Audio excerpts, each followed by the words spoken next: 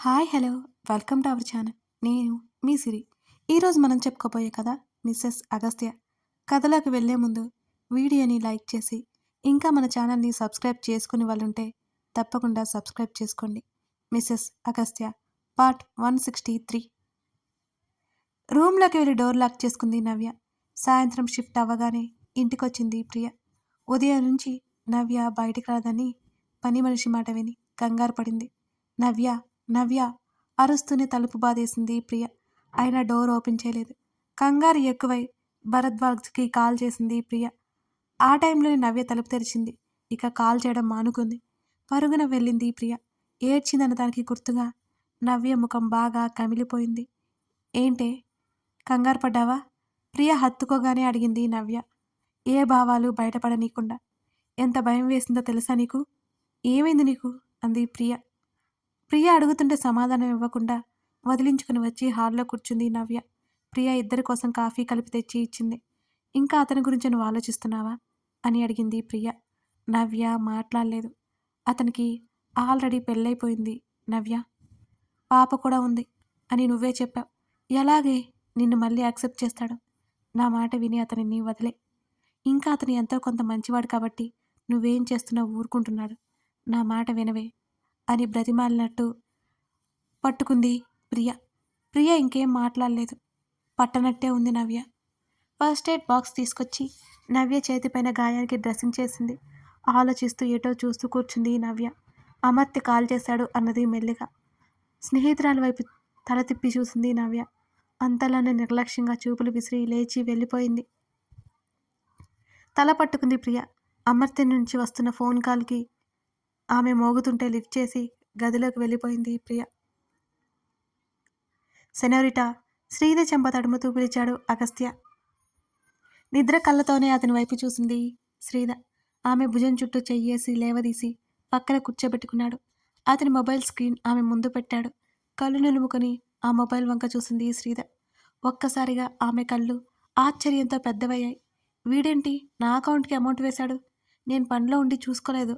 Half an hour bank 20 lakhs credit అయినట్టు message వచ్చింది. చిరాగ్గా మొహం పెట్టి చెప్పాడు అగస్త్య. ఏమో నాకు కూడా తెలియదు అని. అంతలోనే అంటే ఆ రోజు నేను ఇచ్చిన అమౌంట్ మళ్ళీ రిటర్న్ వేశాడా? తనలో తానే అనుకుంటూ పైకి అన్నది శ్రీధ. కావచ్చు అంటూ మరుక్షణం అతను ఏదో చేయబోతుంటే ఆవేశపడకు స్వామి అంటూ ఫోన్ లాక్కుని నేను మాట్లాడతానాగు అనగానే కళ్ళు చిన్నవి చేసి చూశాడు అగస్త్య. వద్దా? భయంగా చూసింది శ్రీధ. అంత చేసిన వాళ్ళ ఊసు తమ జీవితాల్లో రావడానికి వీల్లేదు అనేది అతని అభిప్రాయం.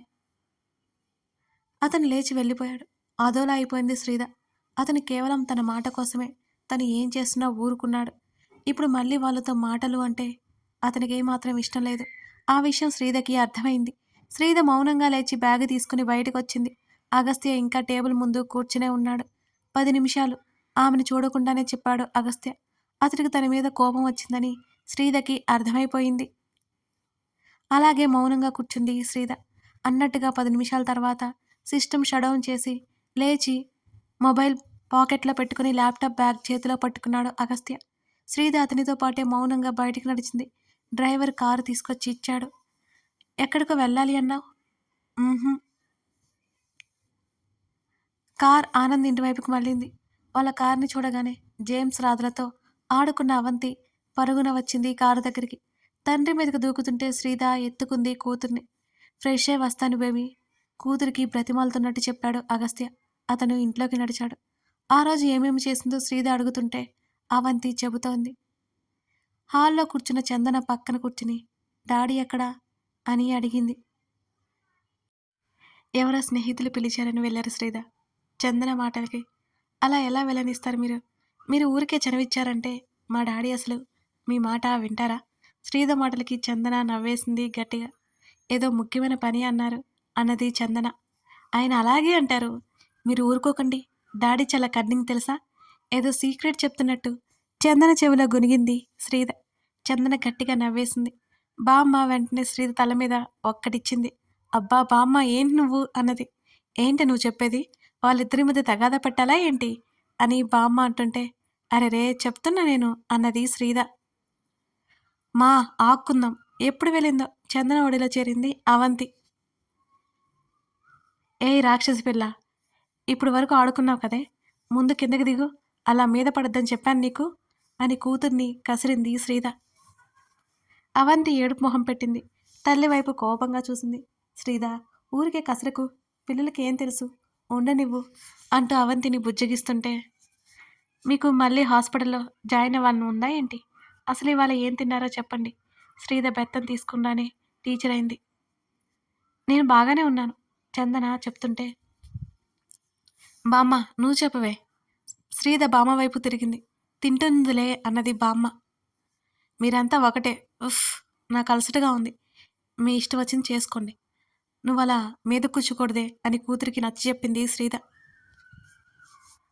చందన పక్కన కూర్చొని కాళ్ళు సోఫాలో చాపి చందన ఒడిలో తలపెట్టుకుని మూతి తిప్పింది అవంతి. బామ్మ చందన గట్టిగా నవ్వారు. ఇంత లేదు, అప్పుడే ఎంత పొగరు దీనికి దిగిపోయింది రాక్షసి. నాకంటే 2 ఆకులు ఎక్కువే అనుకుని గదిలోకి నడిచింది నిట్టూర్చి. బంగారు తల్లి, చందన అవంతిని ముద్దు చేయడం తెలుస్తుంటే నవ్వుకుంటూ వెళ్ళిపోయింది శ్రీద. చందన్ లాంటి ఆవిడ తన తండ్రికి భార్య అవ్వడం నిజంగా తమ అదృష్టమే. గదిలోకి వెళ్ళేసరికి బట్టలు మార్చుకుని కనిపించాడు. టవల్తో ముఖం తుడుచుకుంటున్నాడు అగస్త్య. అది కోపంగా ఉన్నాడనిపించింది శ్రీదకి. తన బ్యాగ్ బెడ్ మీద విసిరి డోర్ లాక్ చేసి వెనక నుంచి కౌగిలించుకుని, సారీ, నేను వాళ్ళతో రిలేషన్ కంటిన్యూ చేయాలనుకోలేదు. నువ్వు ఎంతో మందికి హెల్ప్ చేస్తుంటావు కదా, అలాగే వీళ్ళు అనుకుని హెల్ప్ చేశాను. ఆమెకి ఏడుపొస్తుంటే బలవంతంగా ఆపుకుంది శ్రీద.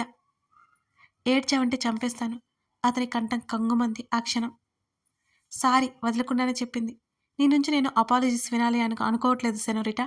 అతని మాటలకి అతన్ని వదిలి కళ్ళు తుడుచుకుంటూ ఎదురు వెళ్ళింది శ్రీద. నువ్విలా కోపంగా ఉంటే నాకు భయమేస్తోంది. చిన్నపిల్లలా చెప్తుంటే దగ్గరికి లాగి కౌగిలించుకున్నాడు అగస్త్య. కోపం చూపిస్తే భరించాలి, నేను నీ తిక్కని భరించట్లేదా అనగానే కళ్ళెత్తి చిరుకోపంగా చూసింది. వెంటనే నవ్వేస్తూ అతన్ని కౌగిలించుకుంది. అపురూపంగా ఆమె జుట్టు సవరించాడు.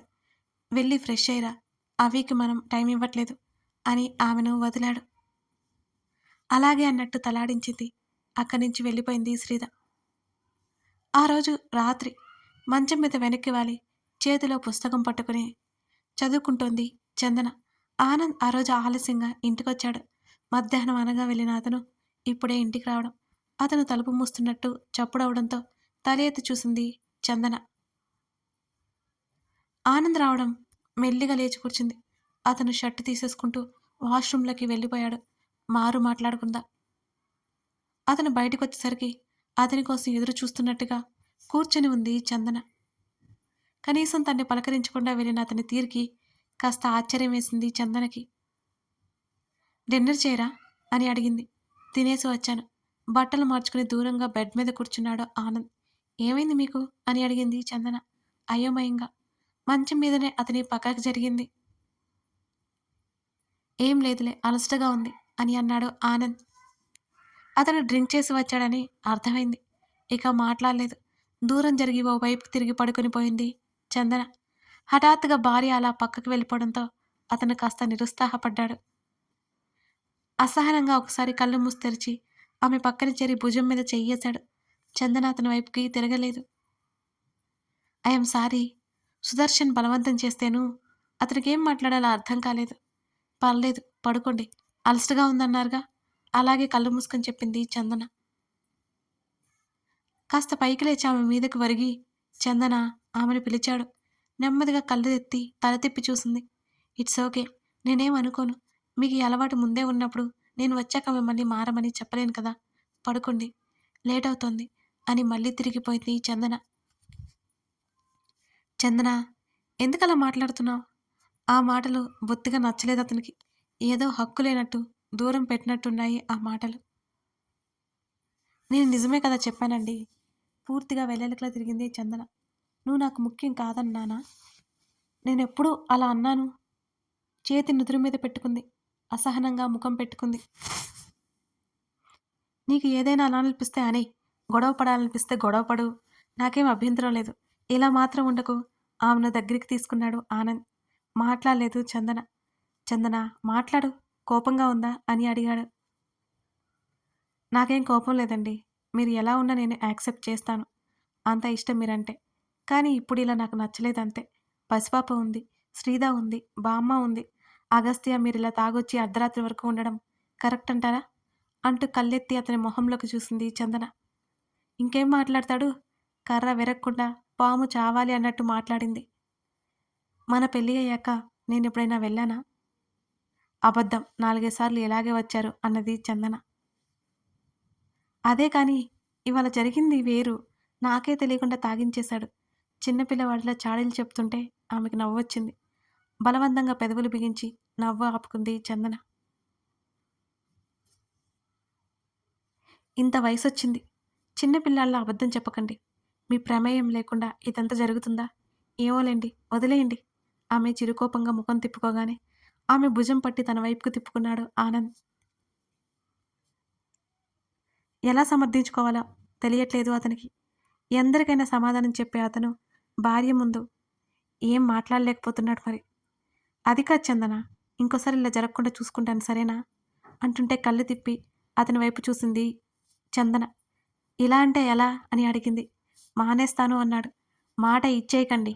గబుక్కున అతని నోటి మీద చేయి పెట్టింది చందన. గత కొన్ని సంవత్సరాలుగా ఉన్న అలవాటు హఠాత్తుగా వద్దు అంటే అతనికి కష్టంగానే ఉంటుందని తెలుసు ఆమెకి. ఆమె చేతిని తప్పించి ఇట్స్ ఓకే, అలవాటు చేసుకుంటారు అని అన్నాడు ఆ క్షణం. ఇప్పుడు ఇలాగే చెప్తారు. ఆ తర్వాత చాలా కష్టంగా ఉంటుంది. అయినా మానేయమని చెప్పట్లేదు నేనేం. ఇలా అందరూ ఉన్నప్పుడు ఒకసారి ఆలోచించమంటున్నాను అంతే. అంటూ అతని నుంచి చేతిని వెనక్కి తీసుకుంది చందన. ఆమెకు కూడా తెలుసు అతనిలో శ్రీద వచ్చిందన్న ఆనందం ఉందని. బుద్ధిగా తలూపుతుంటే ఈసారి మళ్ళీ నవ్వబోతూ ముఖం తిప్పుకుంది. నీ కోపం పోయిందా? నాకు కోపం వచ్చినంత మాత్రాన ఒరిగేదేం లేదు కదండి. సర్దుకొని అతని వైపు తిరిగింది చందన. ఎవరు నిన్ను అమాయకురాలు అన్నది అని అడిగాడు ఆనంద్. ఆ అంది చందన. మాటలతోనే మనిషిని మడతపెట్టేగల శక్తి ఉంది నీకు. అతని మాటలకి ఈసారి చందన నవ్వేసింది. ఇన్నాళ్ళు నాలో ఇలాంటి విద్యలు ఉన్నాయని తెలీదు సుమా నాకు అని ఆమె చెప్తుంటే అతను నవ్వేశాడు. పర్లేదా ఇప్పుడు? ఆమె పొట్ట మీద తడమగా. నాకేం పర్లేదు. మీరు మీ కూతురే నన్ను పేషెంట్‌ని చేశారు అన్నది మూతి బిగించి. నువ్వేమైనా అనుకో. ఇంకో 2, 3 నెలలు ఇలాగే ఉంటే పూర్తిగా సెట్ అయిపోతావు అంటూ తలని ఆమె మెడ దగ్గర తీసుకొచ్చి కళ్ళు మూసుకున్నాడు. నెమ్మదిగా అతని జుట్టు సవరించింది చందన. ఏంటి? ఇంకో 3 నెలలా? ఇంకా ఈ తలుపుకి సరిపోతాను నేను అని అనగానే ఇన్నేళ్ళైనా అదే యవ్వనంతో నాజుగ్గా ఉన్న ఆమెని తలుచుకుని నవ్వేసుకుని అది నీ వల్ల కాని పనిలే. నన్నే తగ్గించేశావు అని అన్నాడు ఆనంద్. మరి పొట్ట పెంచేస్తే ఎలా? పీపాపి పాలు పొట్టలో పోస్తుంటే ఊరుకోవాలా? ఆమె మాటలకి 2 చేతులెత్తి పైకి దండం పెట్టేశాడు ఆనంద్. బుద్ధుంటే ఇంకోసారి వెళ్ళను. ఈసారి మరింత గట్టిగా నవ్వేసింది చందన. అతని హృదయంలో తలదాచుకుంది. మరింత నిశ్చింతగా ఆమె కళ్ళు మూసుకుంది. ఆమెను అపురూపమైన దానిలా చూస్తున్నాడు అతను. తండ్రి పొట్ట మీద కూర్చొని అవంతి బోల్డన్ని కబుర్లు చెప్తుంటే నవ్వుతూ వింటున్నాడు అగస్త్య. వాళ్ళిద్దరినీ చూస్తున్న శ్రీద కళ్ళల్లో సన్నెత్తి తడి. అసలు ఇలాంటి దృశ్యాన్ని తను చూస్తుందని అనుకుందా? ఆ చీకటి కోరల్లో తన జీవితం ఏమైపోతుందో అని ఎంతగా భయపడిందో కదా. తన అగస్త్య ఉన్నాడు. తనని ఎప్పటికప్పుడు కాచుకుంటాడు. హే మర్చిపోయానంటూ ల్యాంప్ టేబుల్ డెస్క్లో పెట్టిన 2 పెద్ద చాకోలెట్స్ బయటికి తీశాడు. అవి చూడగానే తల్లి కూతుళ్ళు కళ్ళు మెరిశాయి. ఇద్దరికి చెరొకటి అందించాడు. వెంటనే శ్రీద అగస్త్య బుగ్గ మీద ముద్దు పెట్టుకుంది. అతను నవ్వుతూ చూశాడు. ఇలాంటి చిన్న విషయాలు కూడా పొంగిపోయే మనస్తత్వం ఆమెదని అతనికి తెలుసు. అవంతి చిట్టి చిట్టి కళ్ళు మాత్రం పెద్దవైపోయాయి. వెంటనే తండ్రి పక్కనే ఉన్న తల్లికి తండ్రికి మధ్యలో వచ్చి చేరింది. తండ్రి మొహమంతా ముద్దులు పెట్టసాగింది. అది అర్థమయ్యి శ్రీద తల కొట్టుకుంది. ఇది ఒకటుంది నా ప్రాణానికి. ఆమె మాటలకి అగస్త్య గట్టిగా నవ్వేసి కూతురు తల మీద ముద్దు పెట్టుకున్నాడు. ఒక్కసారిగా అవంతి ఏడుపు రాగం మొదలుపెట్టింది. ఏమైంది రాక్షసి? శ్రీద అరుస్తుంటే చాక్లెట్ కావాలి అని తండ్రికి చెప్పి ఏడవసాగింది. అమ్మని నోటి మీద చేయి వేసుకుని శ్రీద ఆశ్చర్యంతో నీకుంది కదా అది మమ్మీకి లేదన్నట్టు అడ్డంగా తలదించి మళ్ళీ ఏడుపు రాగం అందుకుంది. శ్రీద కోపంగా చాక్లెట్ విసిరేసింది. ఇప్పుడు తింటే జలుబు చేస్తుంది బేబీ. అగస్త్య సర్ది చెబుతున్నాడు. వినకుండా 2 చాక్లెట్స్ తన దగ్గర పెట్టుకుని తల్లి వైపు కోపంగా చూసింది శ్రీధ. కూతురి చేష్టలకి లోపల మురిసిపోతూ బయటికి మాత్రం రెచ్చగొట్టే పనిలో ఉంది శ్రీధ. కథ కొనసాగుతోంది. కథ నచ్చితే లైక్ చేసి కామెంట్ చేయండి. అలాగే మరిన్ని కథలకై మన ఛానల్ని సబ్స్క్రైబ్ చేసుకుని సపోర్ట్ చేస్తారని ఆశిస్తున్నాను. Thank you for watching this video. మరో ఎపిసోడ్తో మనం మళ్ళీ కలుద్దాం.